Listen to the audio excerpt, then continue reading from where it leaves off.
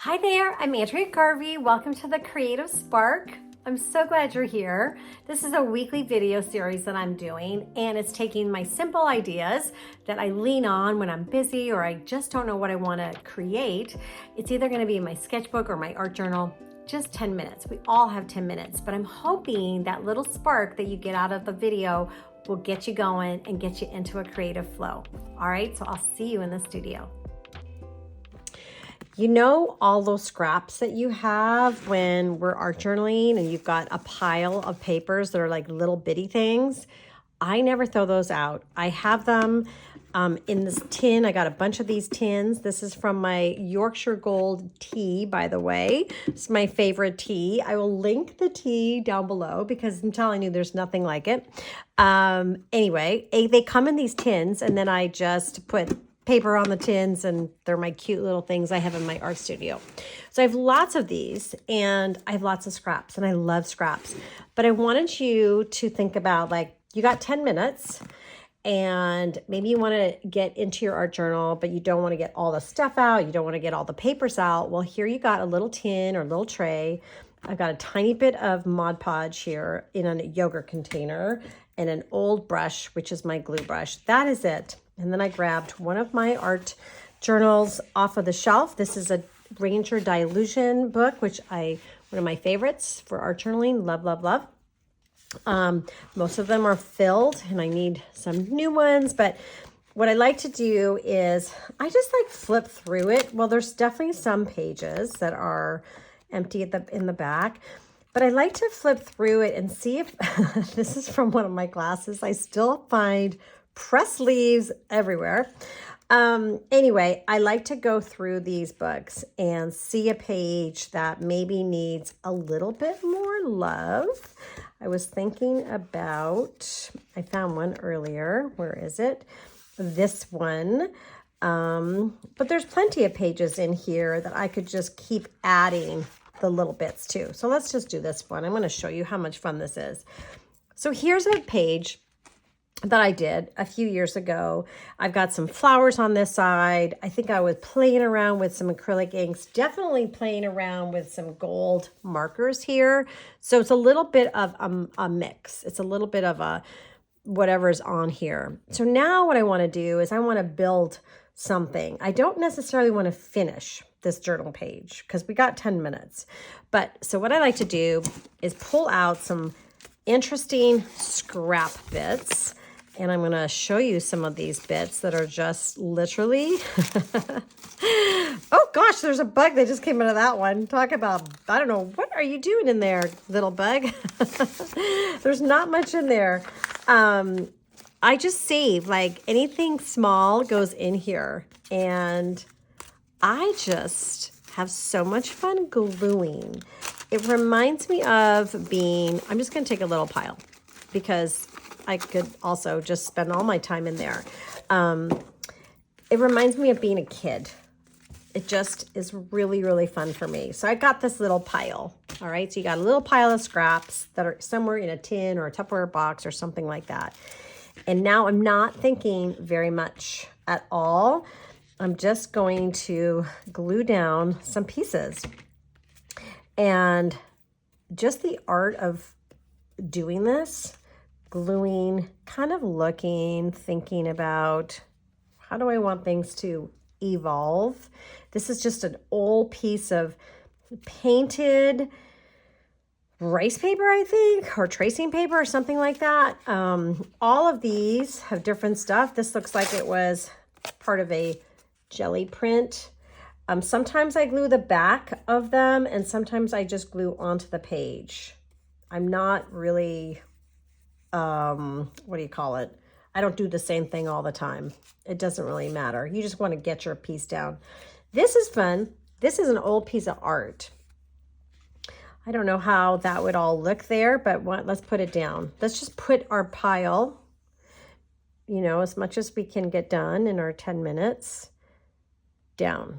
And this is a piece of art I did that I did not like anymore. And I literally took an X-Acto knife and cut it into slices. That is all that is.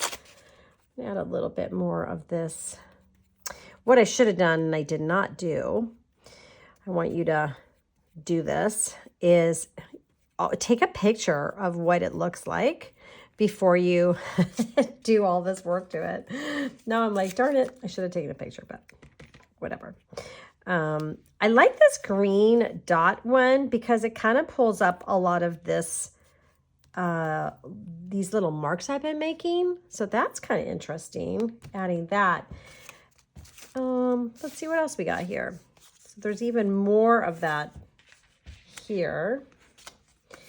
And maybe up there we'll put that.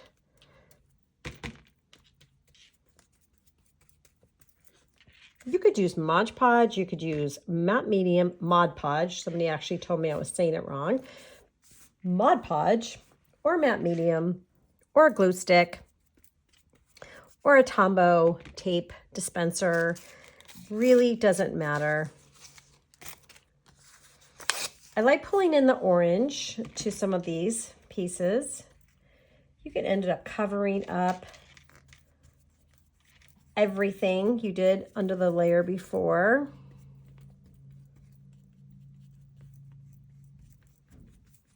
But seriously, like, what is more fun than this? Oh, you know what? I just realized on one side it was painted, on the other side it's this kind of stuff.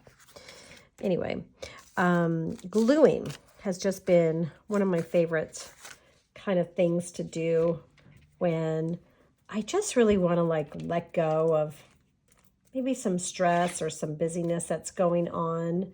I always find when I do my art journaling classes, my little Zoom workshops, a lot of those are art journaling. We just spend like 2 hours together and do it over Zoom. And I'm telling you, people just feel so rested and relaxed just from gluing, you know, finding our bits and gluing down and maybe writing some words and that kind of stuff. It's very therapeutic. So it's sort of like I'm patching together stuff. I take my little pieces and I kind of look around. You'll see a lot of my pieces are colorful. They don't have to be. Let's see, what else do I have here? Oh my gosh. I was writing joy, joy, joy, joy, joy, which I love. So I'm definitely going to add this. I love tearing. Tearing is always fun for me. And I love translucent papers like this one. I love it so much because I really like seeing what's underneath. So a few of the types of papers I like to use would be like rice paper. The patterns, you know, the patterns you can get from sewing, that's always fun to use. I think this is watercolor behind here because it's bleeding a little bit. That is totally fine. Don't even worry about the lumps because they will dry and it will probably dry flat. And if it doesn't, it's okay. It's an art journal. It all depends on the paper. It depends on, you know, if it's super thick or thin. So not to worry about if things look a little wrinkly. Wrinkly is good. These are just little bits of paper I have, which is great because of a book I have, because that can serve as like a neutral color. And I'm just going to put a couple more down. And then that's it, because I want you to remember this is just a, oh, I kind of like that side better than this side. All right, I'm just going to put it down.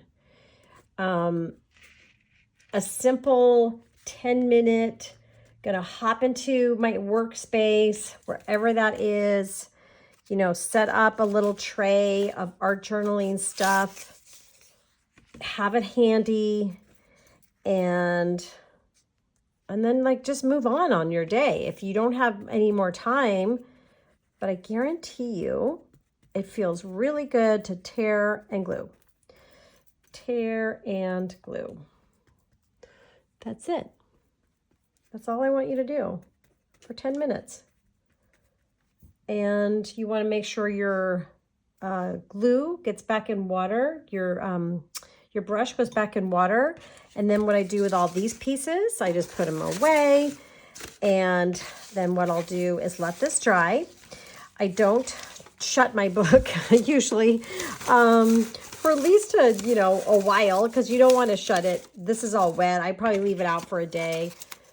Who knows? I could come back this afternoon and add some more things to it. But so just to kind of close on that, what I would do is I would let that dry. And let's say I had some more time later on in the afternoon or the next day. You could then go in with some paint pens, some of these Posca pens, and you can add and bring up some more designs and make little notes and add some words.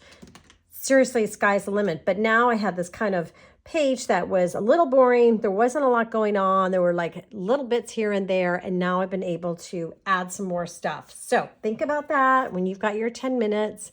And I'd love to know if you do have little trays of your scraps, if you do anything like that, and if you pull them out randomly to do a 10-minute glue session. And I will see you next time.